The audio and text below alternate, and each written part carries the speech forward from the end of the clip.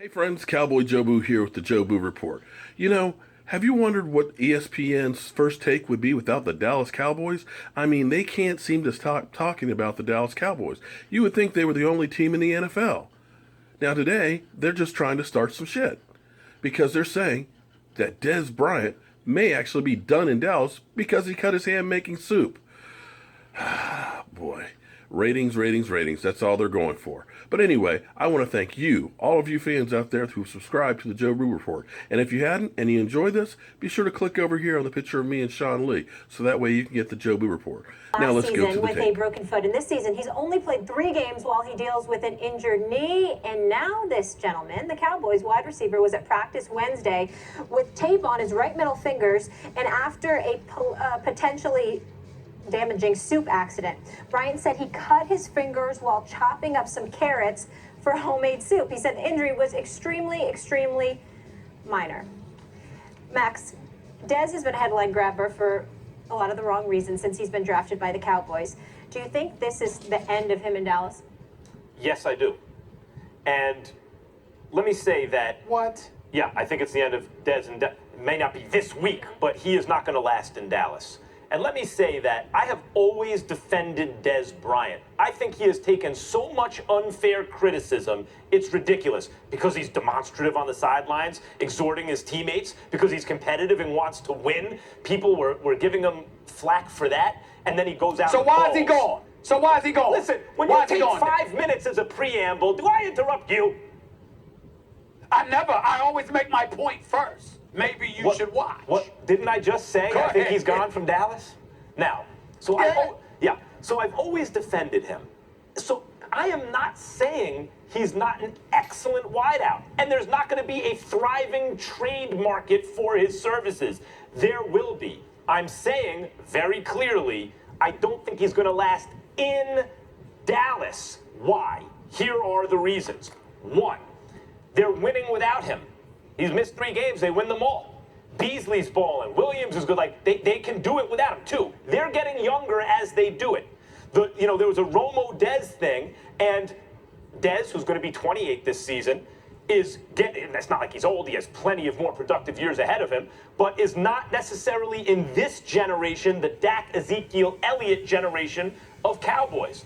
The Cowboys have a dead weight contract on their books. They will not be able to move in Tony Romo, which is why I say keep him. The problem with the Cowboys last year is no backup quarterback. They got one now. It's just not the guy they thought it would be. It's Romo. You're not going to be able to move that contract with all the guaranteed money on it for a highly injury-prone player in Romo. But for Dez Bryant, who's still only going to be 28 this season, at $14 million a year for an elite wide receiver, there'll be plenty of takers for him. You can get stuff for him. Also, I hear what our analysts say here at ESPN, Stephen A. You bring this up a lot.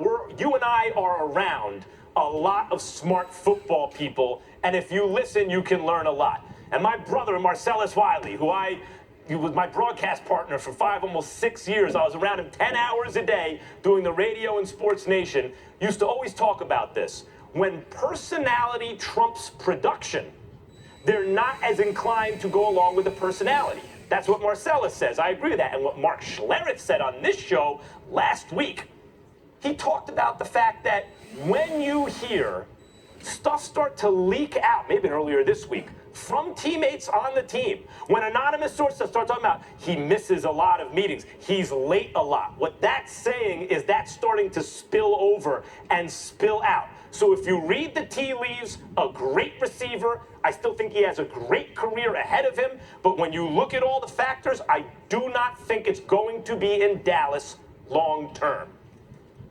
So are you saying it's not going to be in Dallas long term because of his behavior in terms of being tardy? Or are you saying it's not going to be in Dallas because of the skill set and how it may not necessarily be needed because they're winning without him? Which one is it? It's many. What do you mean which one? It's many factors. He's getting older, they're getting younger. They're winning without him. He's hurt enough that his production isn't what it needs to be to justify the distractions. So you're hearing the stuff spill out. That means there may be a locker room element turning against him, and he still has tremendous trade value, which you're going to need to move that money off the books, because you got to keep that Romo money on the books, because you're not going to be able to move that contract, and you can spend that Dez money elsewhere. Well, first of all, you're wrong on several fronts. Let me count the ways. Number one, I definitely think Tony Romo can be moved. Why? Because the one position where teams are willing to make those kind of sacrifices and stomach some things for is the quarterback position. And if Tony Romo can play, and they believe that he can play, you have enough teams with below average quarterbacks who can't get it done, that are desperate for just a quarterback who can get it done because there are requisite pieces around them that they're satisfied with, that some sucker in the NFL will take a chance because of the quarterback position. I do believe that Tony Romo could be moved if indeed the Dallas Cowboys elected to and actually wanted to do that, meaning Jerry Jones. That's point number one. Point number two, when you talk about Dez Bryant, this dude is talented, and he's young enough, and he's fiery enough, and you got that kind of mentality, that's not something to be underestimated in the locker room, which even you conceded. So I would certainly say that's a plus in his direction. Plus, when he's healthy, he can ball, and he's a playmaker, because he's open when he's not open, because he'll go and get it. And he's one of those rough riders. You can't underestimate nor diminish or dissipate the value of a Dez Bryant. Point number three, when you talk about the Dallas Cowboys and winning without him, let's be clear about what the Dallas Cowboys have done. They lost to the Giants on an opener, fair enough. They played a Washington Redskins team that was in flux, sort of adjusting, opened the season losing their first two games, okay? All right, at that time, Washington was not what they are right now. And I believe that they'll be just fine. Like I said when I was on with Doc Walker and the crew yesterday in the nation's capital, I was like, look, winning the NFC East don't mean a damn thing to me for the Washington Redskins. They ain't been in the Super Bowl since 1991. They should have greater expectations because I believe their talent is worthy of it. Because I believe, especially when Jordan Reed comes back, I think they could potentially be big time. Now we go to the rest of the schedule. Is Chicago Bears anything to brag about? We've already discussed that. How about the San Francisco 49ers? They might be the worst team in football. Then, of course, you got the Cincinnati Bengals. We don't even know what type of damn team they got right now, which is what we will get into a little bit later on in this show. And then last but not least, we also just finished talking about the Green Bay Packers, who have been a shell of themselves. So those games are who the Dallas Cowboys have beaten. They still got Pittsburgh on their schedule. They still got Philadelphia on their schedule. They still have Baltimore on their schedule, who I respect. They still got Minnesota on their schedule. They got a road game against your Giants on the schedule. The Detroit Lions have come out of nowhere. Matthew Stafford is actually making a little bit of noise. And they're closing out the season against the Philadelphia Eagles on the road. So what I would say to you is, when you talk about the Dallas Cowboys, your ultimate premise must be that they're winning without him. And I'm saying that remains to be seen. Let's see what happens as the season progresses, because even as we look at the effectiveness of a Cole Beasley combined with a Jason Witten, that's safe. Dak throwing in between the seams, in between the numbers. Not to say he hasn't thrown anything outside the numbers, because on occasion he has. He's been very impressive. He's been very poised. But take into account the fact that without Dez Bryant, the better teams will get to keep better. You're not going to be able to run all over them the way you've been running all over them thus far, I believe. And as a result, you also have the element of Jerry Jones wanting to put Tony Romo back in there. And who knows what kind of friction or what kind of turmoil that will all create. The Dallas Cowboys are an accident waiting to happen. And I just gave you a bevy of situations where accidents could potentially happen. You don't let go of Dez Bryant when you know there are other accidents that could come. Dez is an elite receiver. By definition, there are only so many of those guys in the league, and logic would normally tell you if you have one of those guys, why would you move him? Not case closed, because Tony Romo, you say, is not an immovable contract. There's some sucker out there who would take an aging, injury-prone quarterback because when he's healthy, he's quite good. I think when he's healthy, he's quite good. But you can't game plan a season around him. I think that's clear at this point. Sure, you could probably find some sucker to take the contract. You ain't getting anything for it.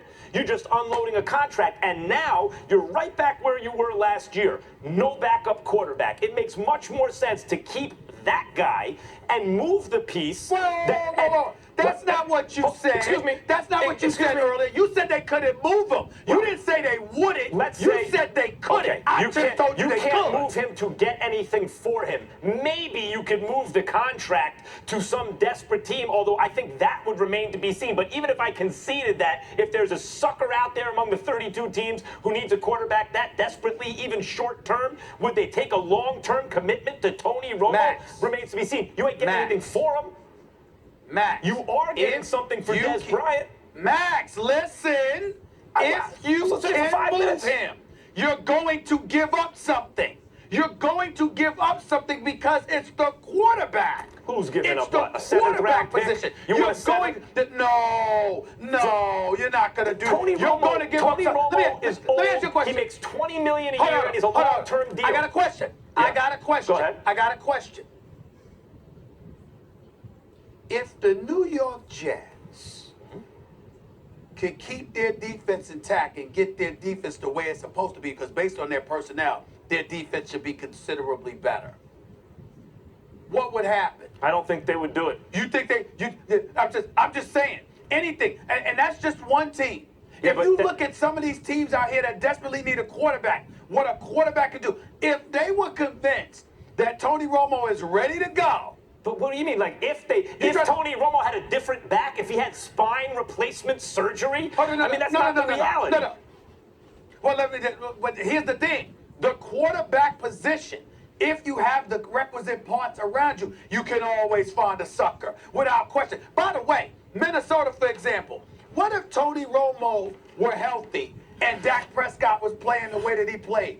And Minnesota had a chance to get Tony Romo. You don't think they would have taken that? When has Tony Romo been healthy? He's no longer a healthy player. That is my very point. He's an unhealthy 2 years player. ago. He's a chronically He's a chronic back issue. He has a huge per annum contract, and it's a long-term deal. You're not getting anything for him. Dez, on the other hand, would free up $14 million of salary, and you would get a haul for Dez Bryant, and you're winning without him.